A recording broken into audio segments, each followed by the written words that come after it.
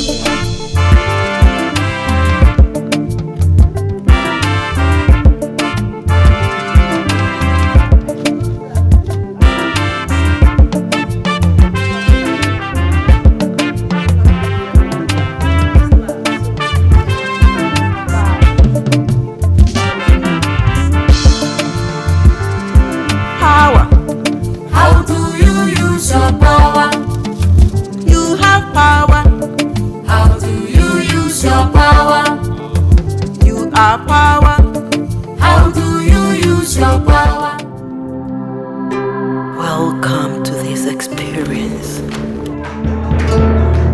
Admission is free, but the gate does not open until you remove all coverings.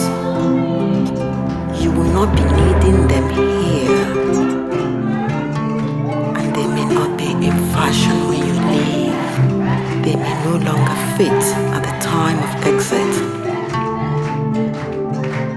So please know for sure that you'll never see your coverings ever again. If you choose to remove them in order to visit what you do not know, you have chosen this path of nakedness. So walk on naked, just as you are.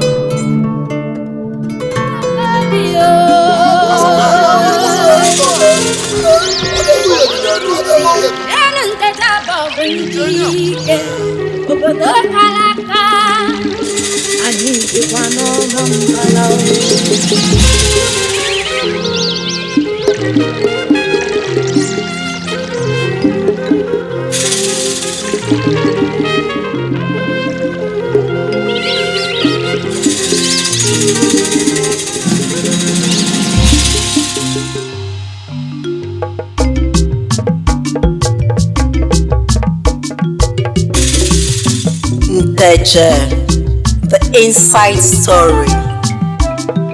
The story of what happened when I was living inside my mother. My family was living inside Nkechi. Nkechi is a town inside the Igbo-speaking area of present-day Nigeria.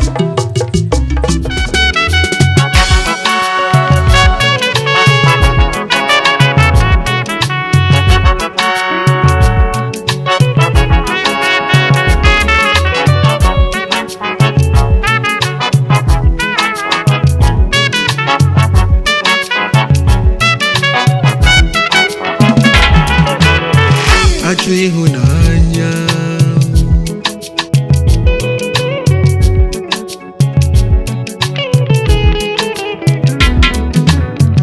Ijikwaji ihunanya buru ihe, ijikwaji ihunanya buru ibu, ijikwaji ihunanya hiri isi, ijikwaji ihunanya mere ihe. Awum ikore ihunanya, mma ihunanya na kpọpụrụ obodo. Ikore ihunanya na-edozikwa obodo. Asị